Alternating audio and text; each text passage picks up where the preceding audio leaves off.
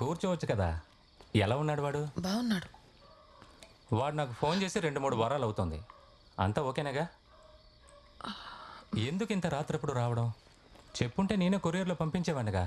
అది అక్కడ ఒక గవర్నమెంట్ రిజిస్ట్రేషన్ ప్రాపర్ సర్టిఫికేట్స్ లేక పెండింగ్లో ఉంది. మేము ఇక్కడికి వేరే పని మీద వచ్చాం. అలాగే మిమ్మల్ని కలిసి తీసుకెళ్దామని. అటక మీద ఉన్నాయి, ఉండండి తీసుకొస్తాను. సార్, వీడే హృదయరాజ్ డిసోసా. ఇంకో 20 minutesలో కౌంటింగ్. నేను అక్కడ ఉంటాను. మాట్లాడాల్సింది త్వరగా మాట్లాడేయండి.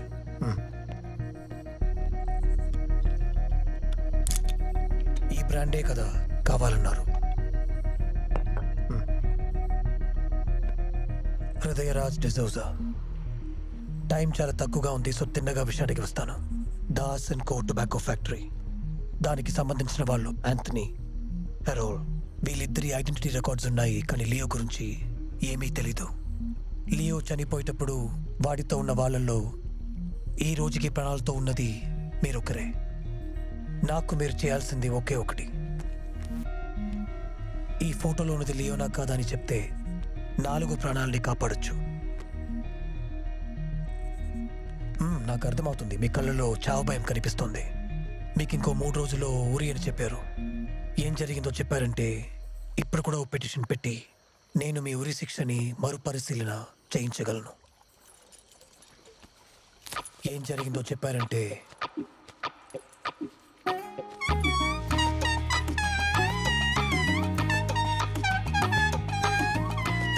హృదయరాజ్, నా సహనాన్ని పరీక్షించకు.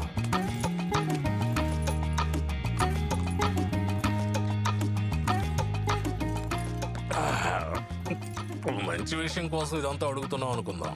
మరైతే మెయిన్ గేట్ లోంచి రాకుండా వెనుక గేట్ లోంచి వచ్చి ఎందుకు ఈ దొడ్ల పక్కన కూర్చున్నావు? నేను చెప్పాల్సిందంతా కోర్టులోనే చెప్పేశాను. నా ఊరి శిక్షనే నీ బాబే తలుచుకున్న ఆపలేడు. ఇంకేంటే?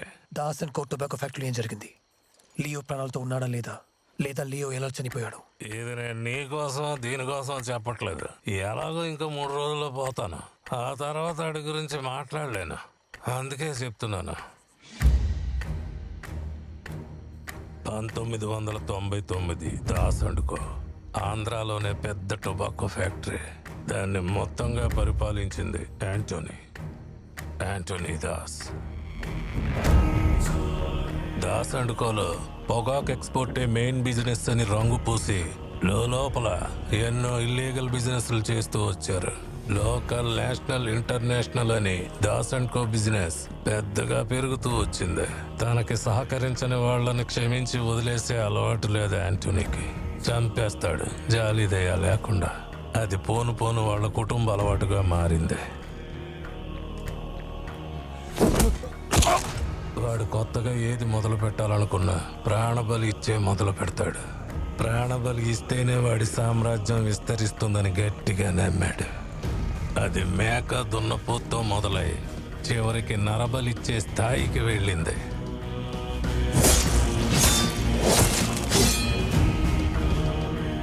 మూఢనమ్మకాల్లో కూరుకుపోయాడు. వాడి తమ్ముడు హెరల్ దాస్ ఈ లోకంలో యాంటోనీ నమ్మే ఏకైక వ్యక్తి హెరల్.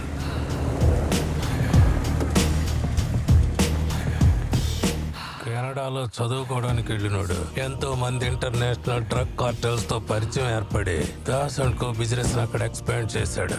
వరల్డ్లో number 1 drug Cartel Das and కో అవ్వాలని వాడు సృష్టించిన మత్తు మందే దతూరా. మార్కెట్లో ఎవరు చూడని అనుభవించిన మత్తు దతూరాని పొగాకు తోట మధ్యలో వాడి ఫ్యాక్టరీ లోపలే పండించడం మొదలెట్టాడు. దతూరా కుకేన్ కంటే దారుణమైందని తెలిసింది. రోజులు గడిచే కొద్దీ మార్కెట్లో దాని డిమాండ్ పెరిగింది. అదే సమయంలో ఈ విషయం వాడి మనుషుల ద్వారానే ఎన్సీబీకి లీక్ అయింది. అనుమానించిన వాళ్ళందరినీ ఆలోచించకుండా వాడి దతూరానే మీద చల్లి చంపడం, తగలబెట్టడం అని కసితో మందలుగా చాలా మందిని చంపాడు. ఎంత మేనేజ్మెంట్ ని బిజినెస్ ని పైన చూసుకున్నా కింద గ్రౌండ్లోకి దిగి పనిచేయడానికి ఒకడు కావాలి కదా.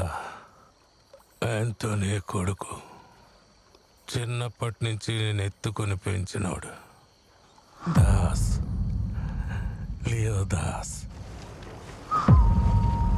మీలో ఎవడో ఒకడు ఎన్సీబీకి లీక్ చేయడం వల్ల మనకి ఇన్ని సమస్యలు. ఈ నేలలో ఎప్పుడైనా ఇలా జరిగిందా చెప్పు. నా గురించి ఆలోచించు. మీరు చేసేది చిన్న విషయమా? నువ్వు అనుకునేలా వాళ్ళకి పేరుకి లెక్కలు చూపించలేవు. సీజ్ చేసిన ఇన్ని కిలోల దత్తురాన్ని బయటికి తీయాలంటే మీ ముగ్గురులో ఒకరు సరెండర్ అవ్వాల్సిందే. అందుకే లియోని సరెండర్ అవ్వమంటున్నా. వాడు ఒక వారం లోపల ఉంటేనే పైన ఉన్న వాళ్ళని ఆఫ్ చేసి సరుకుని బయటికి తీయగలం. నా చేయి దాటిపోతే నేను ఏం చేయలేనో చూసుకో. ఓ వారంలో వాడిని పంపించేస్తావన్న గ్యారంటీ ఏంటి? నీ సరుకు నీకు కావాలంటే నువ్వు నమ్మాల్సిందే దాస్. యాంటోనీ, లియో అక్కడున్నాడా? లియో ఇక్కడ లేడు. వాడే కదా బార్డర్ క్రాస్ చేసి సరుకు తీసుకెళ్తానని చెప్పాడు. ఆ చెక్ పోస్ట్ దగ్గరే ఉండొచ్చు. ఎవరితోనో ఆడుకుంటూ ఉంటాడు. రేయ్, ఎవడ్రా దమ్ముకుంటుంది? వాడిని 4 పీకి తీసుకుంటే తప్పండి తప్పండి తప్పండి. Rest in peace.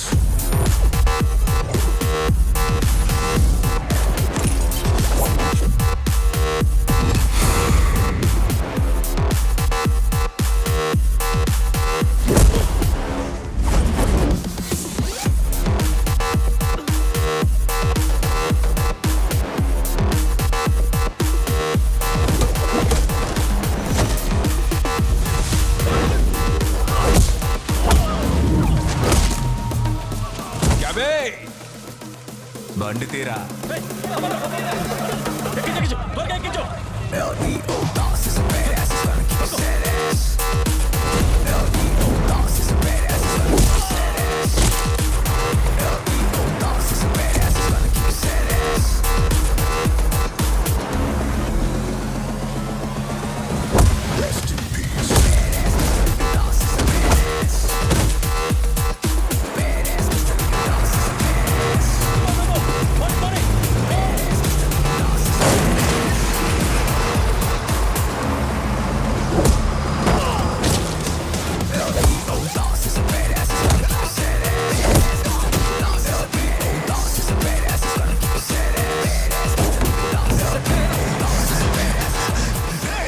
నీకోసం పనిచేస్తే నా దగ్గర మీ బుద్ధి చూపిస్తారా? నన్ను కాదని సరుకుని ఎలా తీసుకెళ్తారో చూస్తారా?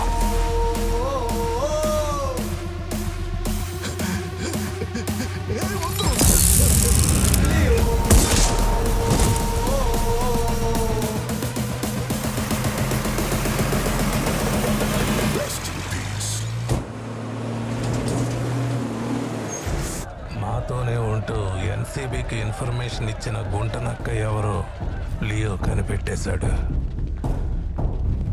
క్యాబే చెప్పలియో. ఎలాంటి సమస్యనే ఎందుకురా బండాపి మాట్లాడడం? 1000 కిలోల సరుకుని దారిలో ఆపి జనాన్ని పోగేసి పంచాయతీ పెట్టావు. ఎవరు మా పంచాయతీ పెట్టింది? వెళ్ళి డానియల్ అడుగు. వాడే ఏం చెప్పినా వెళ్ళి లియోన్ రమ్మను. నాకు సెటిల్ చేయాల్సింది చాలా ఉంది. వాడు ఇక్కడికి రాకపోతే సరుకు ఒక్కడికి కూడా కలదని పెద్ద పోటుగడ్లా నన్నే బెదిరిస్తున్నాడు. అలాంటి వాడిని నువ్వు ఫ్రెండ్ అని నెత్తికెక్కించుకుంటున్నావు. ఎక్కడ రావాడు?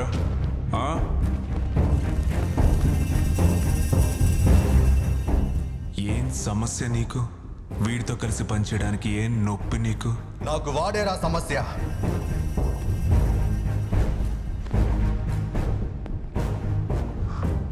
నిన్న నేనున్న చోట ఈరోజు వీడున్నాడు. ఇలాంటి నేను పని చేయలేను. కాదు, పని చేసి తీరాలంటే సరుకుని ఆపుతాను. నేనేంటో చూపిస్తాను. నన్నేం చేయమంటావు? వాడు నా దారికి అడ్డు రాకూడదంటే వస్తే సరుకు డిస్పోజ్ అవ్వదు.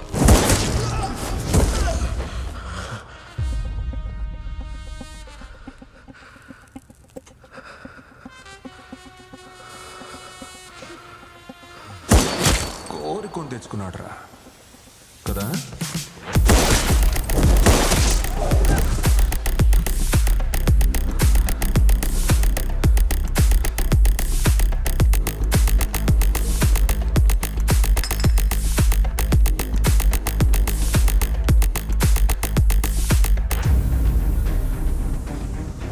నాకు ఈ సరుకు తప్ప స్నేహితుడు తొక్క ఏది ముఖ్యం కాదు. నువ్వేం చెప్పినా చేస్తాను.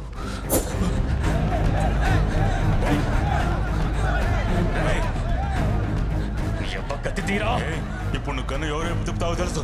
మర్యాదగా గన్ను పడేసి వెనక్కిరా.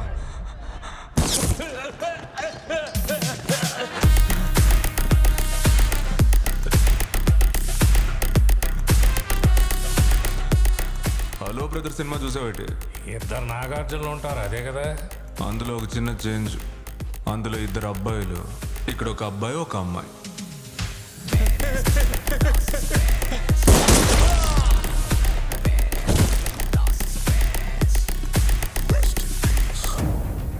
లియో, రాత్రిలోగా ఈ 2000 కిలోల దత్తూరని బార్డర్ చెక్ పోస్ట్ దాటి తీసుకువెళ్ళడం అంత తేలిక కాదు. మన వాళ్ళని ఎక్కడ చూసినా పిట్టలు కాల్చినట్టు కాల్చేస్తున్నారు. ఇంత సరుకుని రాత్రిలోగా తరలించడం రిస్క్. ఏం చేద్దామో చెప్పు. ఎవడ అడ్డుకున్నా అడ్డొచ్చినా ఆ ఒక్క రాత్రి రిస్క్ లేదు, తొక్క లేదని 2000 కిలోల దతూరాని 2 ఇంటర్ స్టేట్ బోర్డర్లు దాటి నేను చేరుస్తాను అన్నాడు లియో. 2000 కిలోల దతూరా, అప్పుడే దాని విలువ ఎన్నో వేల కోట్లు. చెప్పినట్టే తేడా కొట్టకుండా చేసి చూపించాడు. వాడి బాబు కోసం దేని గురించి ఆలోచించకుండా తెగించి చేసిన పని అది. ఇంకోవైపు యాంటోనీ నరబలి గాలింపు ఆగలేదు.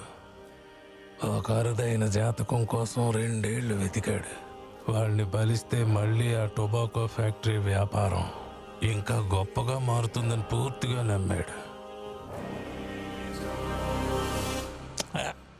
మేమేమీ పట్టించుకోకుండా సరుకును సేఫ్గా చేర్చామని ఎంతో సంతోషంగా ఉన్నాం.